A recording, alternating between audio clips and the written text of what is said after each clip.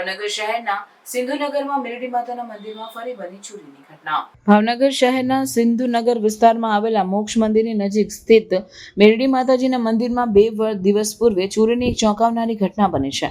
આ ઘટનામાં એક અજાણ્યો શખ્સ બાઇક પર આવ્યો અને માતાજીના દર્શન કરવાના બહાને મંદિરમાં રાખેલી દાનપેટી ચોરી કરીને નાસી છૂટ્યો।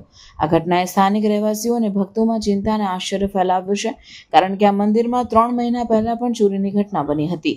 સૂત્રો અનુસાર 2 દિવસ અગાઉ એટલે કે 11 જુલાઈ 2025ની રાતે એક અજાણ્યો શખ્સ બાઇક પર મેરડી માતાજીના મંદિરમાં ઘૂસ્યો। આ શખ્સે પહેલા માતાજીના પગે પડ્યો અને ત્યારબાદ તેની નજર મંદિરમાં રાખેલી દાનપેટી પર પડી। આ દાનપેટીમાં ભક્તો દ્વારા અર્પણ કરવામાં આવેલી રોકડ અને અન્ય દાનની વસ્તુઓ હતી। તસ્કરે તક જોઈને દાનપેટી ઉઠાવી અને ઝડપથી બાઇક પર નાસી ગયો। આખી ઘટના મંદિરમાં લાગેલ સીસીટીવી કેમેરામાં કેદ થઈ ગઈ, જેમાં ચોરની આખી હરકત સ્પષ્ટ રીતે જોવા મળી રહી છે। સીસીટીવી ફૂટેજમાં શખ્સ બાઇક પર આવતું, દર્શન કરતું અને દાનપેટી લઈને ભાગી જતું દેખાય છે। આ ઘટના એટલા માટે પણ ચોંકાવનારી છે, કારણ કે આશરે 3 મહિના પહેલા જ આ જ મેરડી માતાજીના મંદિરમાંથી ચલણી નોટોનો હાર ચોરી થયો હતો। તે સમયે પણ તસ્કરે મંદિરને નિશાન બનાવ્યું હતું। ફરીથી આ જ મંદિરમાં ચોરી થવાથી સ્થાનિક લોકોમાં રોષ અને ચિંતા વ્યાપી ગઈ છે। ભક્તોનું માનવું છે કે મંદિરની સુરક્ષા વધારવાની તાતી જરૂર છે, જેથી આવી ઘટનાઓનું પુનરાવર્તન ન થાય।